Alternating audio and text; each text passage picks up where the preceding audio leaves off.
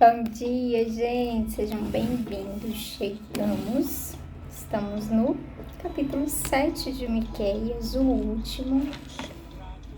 E é isso, vamos que vamos. Segundou, começando, já finalizando mais um livro da Bíblia, mais um dos pequenos menores profetas menores. Vamos começar orando. Coloquei aqui um louvor pra gente hoje.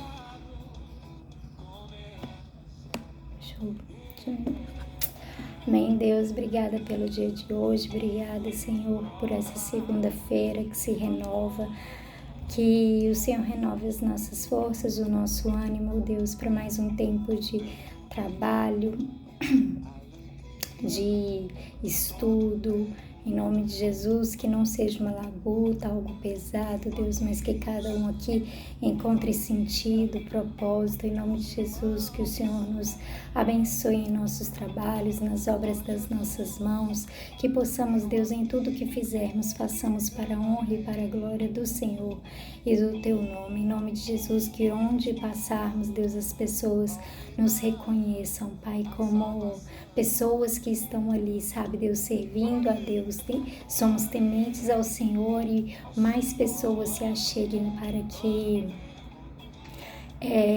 todos te conheçam, sabe, Deus, para que no nosso trabalho, onde nós estivermos, Deus, o Seu nome se faça conhecido e aqueles que têm necessidade, sabe, Deus, fome e sede de algo, Deus, que às vezes nem eles conhecem, nem eles saibam, em nome de Jesus, que possamos ser esses, Deus, que dá o pão, sabe, que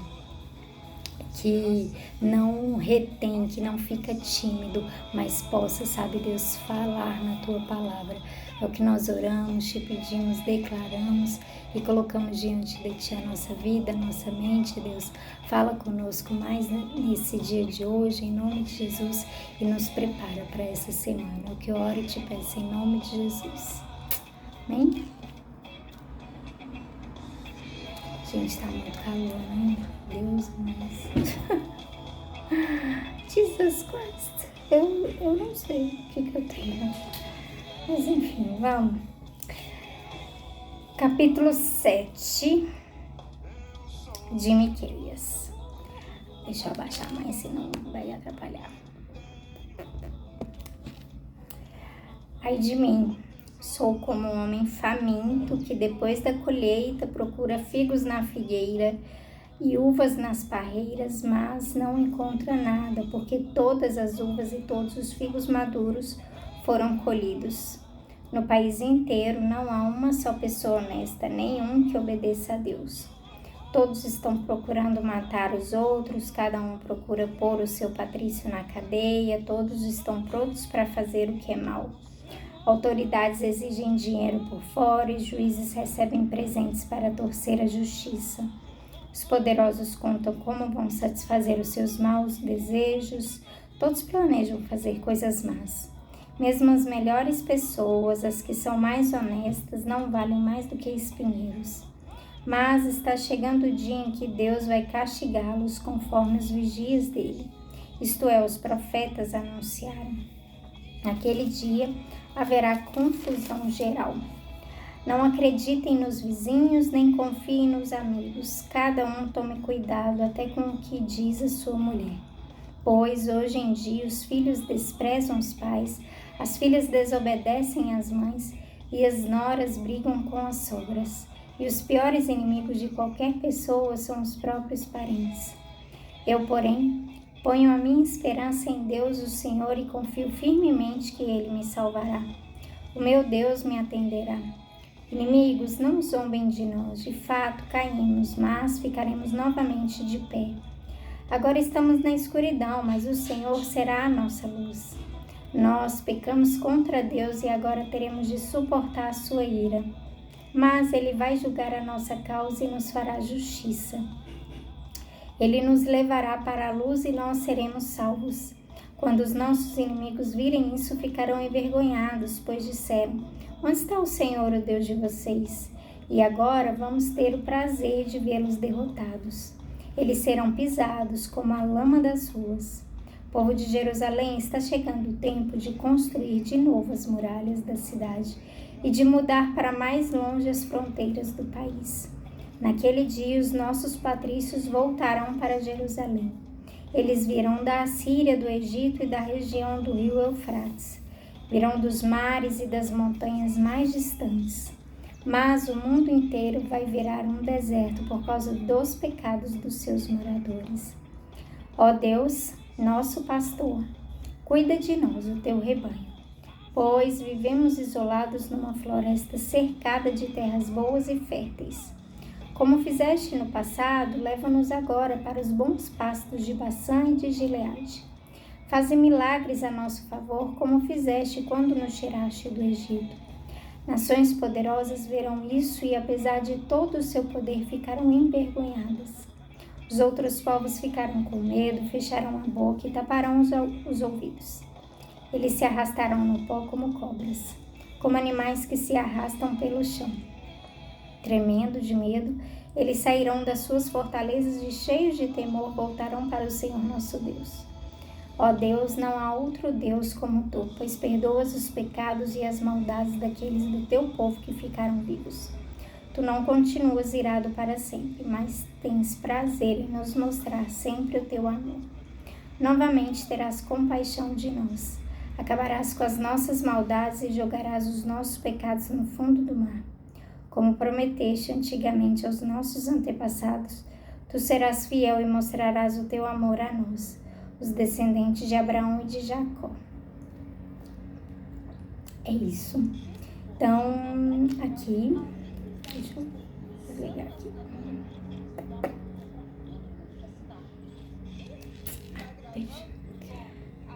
Então, aqui, a gente começa o capítulo dizendo o seguinte: ai de mim, sou como um homem faminto que depois da colheita procura figos nas figueiras e uvas nas parreiras, mas não encontra nada, porque todas as uvas e todos os figos maduros foram colhidos. Aqui, então, ele está dizendo que... E aí ele continua, né? Falando ali de todo mundo que estava sendo muito mal. Que no país inteiro não se encontrava nenhuma pessoa boa. Que... não tinha ninguém mais honesto, ninguém que obedecia a Deus, todos procuravam matar uns aos outros, cada um procurava seus próprios interesses, as autoridades estavam exigindo dinheiro para fazer justiça, né? E até as melhores pessoas não valem mais do que espinheiros. E essa é uma característica muito forte, muito marcante do final dos tempos, né, gente? E acredito que cada vez mais as pessoas estão assim. E uma coisa que esse capítulo também me fala é que nós somos assim. Todo mundo é assim, sabe? A gente fala, a gente até tenta fazer o que é o certo, a gente, né? A gente busca, então, fazer o bem, mas querendo ou não, até por trás desse bem há um interesse. Sabe quando não há um interesse? Ou sabe quem fez isso totalmente sem interesse? Quando Deus enviou seu Filho Jesus à Terra. E ele entregou a despeito de mesmo quando a gente ainda não amava completamente, não adorava sinceramente, né? Mesmo sendo traidores, mesmo sendo pecadores, mesmo sendo desumanos, mesmo ele sabendo que a gente ia errar, mesmo quando, enfim, N coisas que a gente faz, continua fazendo, luta todos os dias para não fazer, mas ainda assim a gente erra e a gente continua a fazer. Mas esse sim foi um amor sem interesse, uma bondade fiel, uma bondade, né? Uma bondade fiel não, porque a gente nem merecia essa fidelidade, né? Algo assim do qual ele fez porque ele é isso. E nós só podemos ser né? Que nem Jesus fala. A gente só pode ser alguma coisa quando a gente tá preso a essa árvore, né? É um galho, é um ramo que cresce dentro dessa árvore. Então não adianta a gente pensar que a gente pode ser bom por si próprio, não adianta a gente pensar que pode fazer as coisas, né?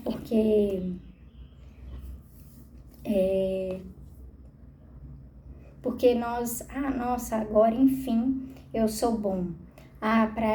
Nossa, olha só como eu fiz isso, isso provavelmente são frutos do Espírito que estão sendo gerados quando você está conectado a uma árvore que de fato é boa, a uma árvore que de fato é generosa, é humilde, é mansa, é amorosa, né? Por isso são frutos do Espírito, porque necessariamente vai saindo o que é de bom daquilo que está ali. Eu esqueci a palavra que usa, né?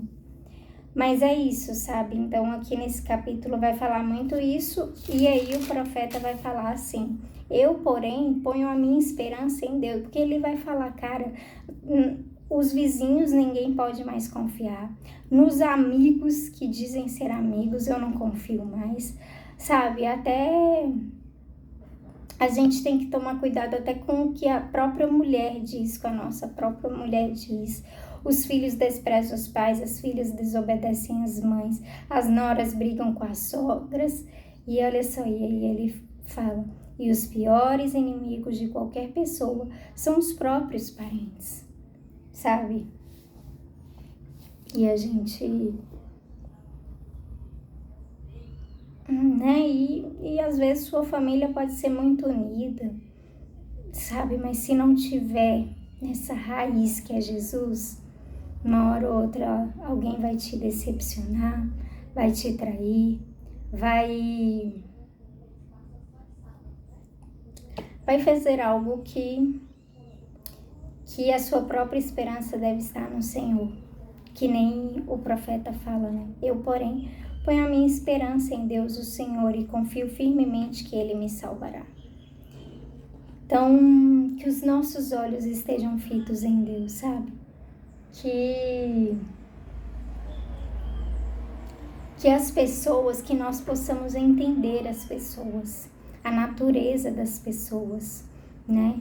Que até mesmo aquelas que vão estar, às vezes, conectadas a Deus, vão fazer coisas erradas. A nossa natureza ainda é humana, ainda é caída e ainda é pecaminosa. Então, que nós possamos entender essa fragilidade, essa vulnerabilidade que as pessoas vão ter.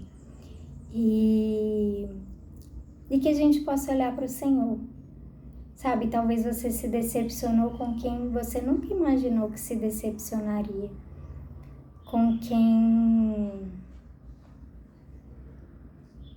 quem era para ser para você, né? Aquele escudo, aquela proteção, aquele lugar de paz, mas quando você foi até essa pessoa, sabe, ela incitou mais coisas, sabe, ou enfim, são N os motivos. Eu tenho os meus motivos pessoais. E a gente precisa perdoar, e a gente precisa entender, e a gente precisa reconhecer que todo mundo ainda está, sabe? Mas que nós somos, né, como eu ouvia no início da minha conversão, somos santos lutando contra o pecado. Nós somos mais pecadores lutando para ser santo. Aqueles que conhecem a Jesus Cristo já são santos lutando contra o pecado, né? E aí vai falar mais algumas outras coisas que eu acho que eu vou deixar para finalizar na legenda. Então hoje eu acho que a gente para por aqui, finalizando assim o livro de Miqueias, e é isso. Amém? Deus abençoe, gente. Boa semana para vocês. Tchau, tchau.